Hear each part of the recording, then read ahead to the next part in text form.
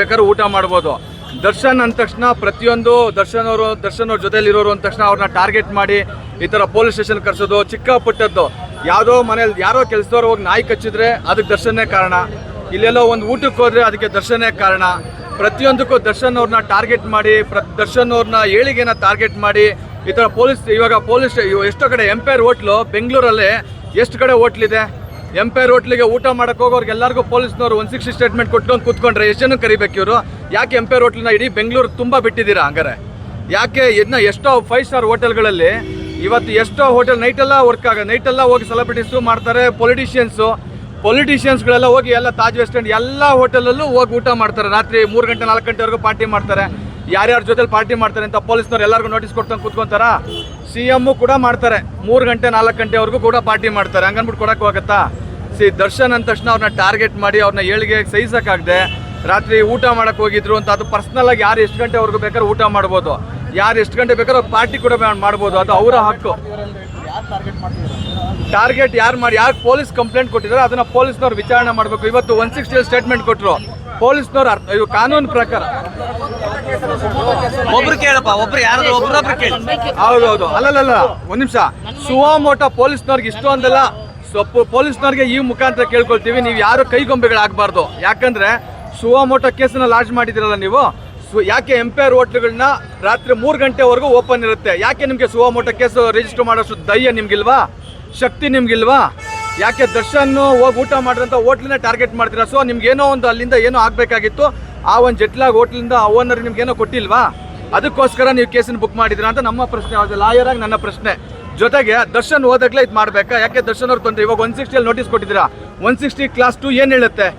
ಇಲ್ಲಿ ಆಗಕ್ಕಂಥ ತೊಂದರೆ, ಖರ್ಚು ವೆಚ್ಚಗಳು ಪ್ರತಿಯೊಂದನ್ನು ಇವರೇ ಭರಿಸಬೇಕು ಅಂತ ಹೇಳುತ್ತೆ. ಹಂಗಾರೆ ನೀವು ಇವಾಗ ಬಂದು ಹೋಗೋ ಸೆಕ್ಯೂರಿಟಿಗೆ ಸಂಬಂಧಪಟ್ಟ ಎಲ್ಲ ಖರ್ಚು ಪೊಲೀಸ್ನವ್ರು ಕೊಡ್ತೀರಾ? ಸರ್ಕಾರದಿಂದ ಕೊಡ್ತೀರಾ? ಕೊಡಲ್ವಲ್ಲ. ಎಷ್ಟು ಬ್ಲಾಕ್ ಆಯಿತು, ಎಷ್ಟು ಜನಕ್ಕೆ ತೊಂದರೆ ಆಯಿತು, ಮೀಡಿಯಾದವ್ರಿಗೆ ಎಷ್ಟು ತೊಂದರೆ ಆಯಿತು, ಇಲ್ಲಿ ಬಂದು ಎಷ್ಟು ಜನ ನಿಂತ್ಕೊಂಡ್ರಿ, ಎಷ್ಟು ಜನ ಟೈಮ್ ವೇಸ್ಟ್ ಆಯಿತು. ಸೊ ಇದಕ್ಕೆಲ್ಲ ಕಾರಣ ಯಾರು? ಒಂದು 160 ನೋಟಿಸ್ ಓಕೆ, ಅಥವಾ ನಾವು ಭಾಳ ಸ್ಟ್ರಾಂಗ್ ಆಗಿ ನಾವು ತುಂಬ ಚೆನ್ನಾಗಿ ಕೆಲಸ ಮಾಡಿಸ್ತಾ ಇದೀವಿ ಅಂತ ತೋರಿಸ್ಕೊಳ್ಳೋದಕ್ಕೋಸ್ಕರ ಈ ನೋಟಿಸ್ ಕೊಟ್ರಾ ಅಂತ ಪೊಲೀಸ್ ಡಿಪಾರ್ಟ್ಮೆಂಟ್ ಅವ್ರು ಕೂಡ ನಾವು ಕೇಳ್ತೀವಿ. ಇದ್ರ ಅರ್ಥ ಸರಿ ಇಲ್ಲ. ಯಾಕಂದರೆ ದರ್ಶನ್ನ ಟಾರ್ಗೆಟ್ ಮಾಡೋದು, ಅವ್ರನ್ನ ಎಷ್ಟು ನೀವು ಟಾರ್ಗೆಟ್ ಮಾಡ್ತೀರಾ ಅಷ್ಟು ಅವ್ರ ಮೇಲಕ್ಕೆ ಹೋಗ್ತಾರೆ.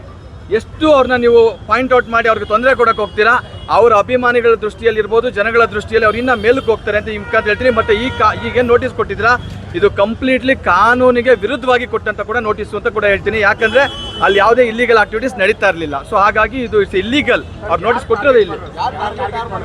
ಈಗ ಪೊಲೀಸ್ನವ್ರನ್ನ ಉಪಯೋಗಿಸ್ಕೊಂಡು ಇವ್ರಿಗೆ ಯಾರ್ಯಾರು ಕಂಡ್ರೆ ಆಗೋದಿಲ್ಲ ಅವ್ರನ್ನ ಟಾರ್ಗೆಟ್ ಮಾಡಿದ್ದಾರೆ. ಪೊಲೀಸ್ನವರು ಅವ್ರ ಕೈಗೊಂಬೆ ಆಗಿದ್ದಾರೆ ಅಂತ ಈ ಮುಖಾಂತರ ಹೇಳ್ತೀನಿ. ಊಟಕ್ಕೆ ಹೋಗಿದ್ದಾರೆ ತಪ್ಪ? ಊಟಕ್ಕೆ ಹೋಗಿರೋ ತಪ್ಪು ಅಲ್ವೇ ಅಲ್ಲ. ಅವರು ಅಕಸ್ಮಾತ್ ಅಲ್ಲಿ ಹೋಗಿ ಡ್ರಿಂಕ್ಸ್ ಮಾಡಿದ್ರು ತಪ್ಪಲ್ಲ. ಪ್ರತಿಯೊಬ್ಬರಿಗೂ ಇದು ನೀವು ಮಾಡ್ಬೋದು, ನಾನು ಮಾಡ್ಬೋದು. ಒಂದು ನಿಮಿಷ, ಅದು ಒಬ್ರು ಅಲ್ಲಿನ ಕಸ್ಟಮರ್ ಆಗಿ ಹೋಗಿರೋದಲ್ಲ. ಅವರು ಫ್ರೆಂಡ್ ಇದ್ದಾರೆ, ಇಲ್ಲಿ ಶೋ ಮುಗಿಸ್ಕೊಂಡಿದ್ದಾರೆ, ಒಂದು ಊಟಕ್ಕೆ ಅಂತ ಹೋಗಿರೋದು. ಅವರು ಇನ್ವೈಟ್ ಮಾಡಿದ್ದಾರೆ, ಪರ್ಸನಲ್ ಇನ್ವೈಟ್ ಅಲ್ಲಿ ಹೋಗಿರ್ತಕ್ಕಂಥದ್ದು. ರಾತ್ರಿ 3 ಗಂಟೆ ಅಲ್ಲ, ರಾತ್ರಿ ಇಡೀ ಊಟ ಮಾಡ್ಕೊಂಡು ಕೂತ್ಕೊಂಡು ಪರ್ಸನಲ್ ಪ್ಲೇಸ್. ಅದು ಮನೆ ಅಲ್ಲ. ಮನೆ ಒಂದ್ ನಿಮಿಷ ಪಬ್ಗೆ ಹೋದಾಗ ಎಲ್ಲರೂ ಕ್ವಶನ್ ಮಾಡ್ತಾರೆ ಅನ್ನೋದಾದ್ರೆ, ಪಬ್ಬಲ್ಲಿ ಯಾರಾದ್ರೂ ಪ್ರೈವೇಟ್ ಪರ್ಸನ್ಸ್ಗಳನ್ನ ಕರೆದು ಅವ್ರೇನಾದ್ರೂ ಅಲ್ಲಿ ವ್ಯವಹಾರ ಮಾಡಿದ್ರೆ ಅಷ್ಟೇನೆ ಅದು ತಪ್ಪು, ಆಯ್ತಾ? ಆದ್ರೆ ಅಲ್ಲಿ ಯಾವುದೂ ಕೂಡ ಆ ಥರದ್ದು ನಡೆದಿಲ್ಲ. ಅವರು ಕಂಪ್ಲೀಟ್ಲಿ ಕಸ್ಟಮರ್ಸ್ನ ಸ್ಟಾಪ್ ಮಾಡಿ ಓನ್ಲಿ ಇವ್ರನ್ನ ಪರ್ಸನಲ್ ಆಗಿ ಅವ್ರ ಪರ್ಸನಲ್ ವೈಯಕ್ತಿಕವಾಗಿ ಅವರು ಇಂಡಸ್ಟ್ರಿ ಅವ್ರು ಆಗಿರೋದ್ರಿಂದ ಮಾಡಿರ್ತಕ್ಕಂಥ. ಹೌದೌದು, ಇಟ್ಸ್ ಇಲ್ಲಿಗಲ್. ಅವರು ಕಸ್ಟಮರ್ಸ್ನ ಕರೆಸಿ ದುಡ್ಡಿಗೋಸ್ಕರ ಇವ್ರು ಹೋಗಿ ಅಲ್ಲಿ ಊಟ ಮಾಡ್ಕೊಂಡು ಬಂದಿದ್ರೆ ದಟ್ ಇಸ್ ತಪ್ಪು. ಇವ್ರು ಹೋಗಿರೋದು ವೈಯಕ್ತಿಕವಾಗಿ ಕರೆದಿದ್ದಾರೆ, ಊಟಕ್ಕೆ ಹೋಗಿದ್ದಾರೆ, ಬಂದಿದ್ದಾರೆ. ಅದಕ್ಕೂ ದರ್ಶನ್ಗೂ ಏನು ಸಂಬಂಧ?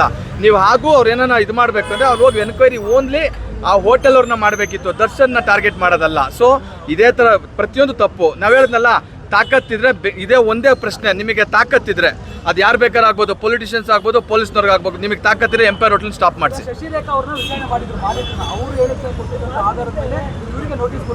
ಇವ್ರೇನ ಬೈ ಫೋರ್ಸಬಲ್ ಯಾರನ್ನ ನಾನು ಹೋಗ್ತೀನಿ, ನಾನು ನಿಮ್ಮ ಹೋಟ್ಲಲ್ಲೇ ಊಟ ಮಾಡಬೇಕು ಅಂತ ಅವ್ರೇನ ಹೇಳಿದ್ರಾ? ಏನಿಲ್ವಲ್ಲ.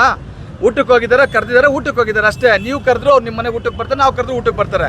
ಊಟಕ್ಕೆ ಬಂದ್ರು ಅಂತಾನೆ ಅವ್ರಿಗೆ ಈ ಥರ ಅನ್ಯಾಯವಾಗಿ ಇಲ್ಲಿ ಕರೆಸಿ ಅವ್ರನ್ನ ಕಳಂಕ ತರಕ್ಕೆ ಪ್ಲಾನ್ ಮಾಡೋದು ಇಟ್ಸ್ ಕಂಪ್ಲೀಟ್ಲಿ ತಪ್ಪು.